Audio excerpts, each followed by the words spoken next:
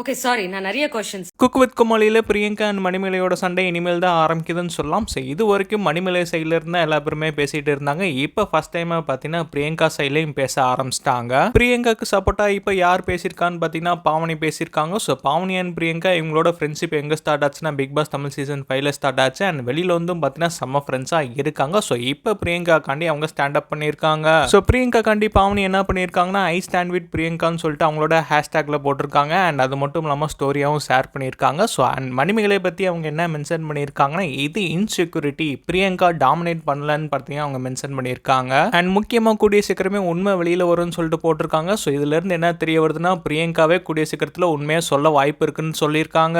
So Manimekalai அவங்களோட insecurity காரணமாக தான் பிரியங்காவை ப்ளேம் பண்ணிட்டு குக் வித் கோமாளியை விட்டு நின்ட்டாங்க. ஸோ அவங்க ஆங்கரிங் மேலே நம்பிக்கை இருந்துச்சுன்னா அண்ட் பிரியங்காவோட நல்லா பண்ணுவாங்கன்னு சொல்லிட்டு அவங்க நினச்சிருந்தாங்கன்னா அதில் காட்டியிருப்பாங்க. இந்த மாதிரி விட்டுட்டு ஓடி இருக்க மாட்டாங்கன்ற மாதிரி பார்த்தீங்கன்னா பாவனியோட ஸ்டோரி இருக்கு. நேத்து பூஜா பிரியங்காக்கு சப்போர்ட் பண்ணி ஒரு போஸ்ட் போட்டிருந்தாங்க. அண்ட் இன்னைக்கு பாவனி பிரியங்காக்கு சப்போர்ட் பண்ணி ஒரு ஸ்டோரி போட்டிருக்காங்க. ஸோ அடுத்து ஒன் பை ஒன்னா பிரியங்காவோட ஃப்ரெண்ட்ஸ் பேசுறதுக்கான வாய்ப்பு இருக்கு. ஸோ இதை பத்தி உங்களோட கருத்தை நீங்க கமெண்ட்ஸ்ல சொல்லலாம்.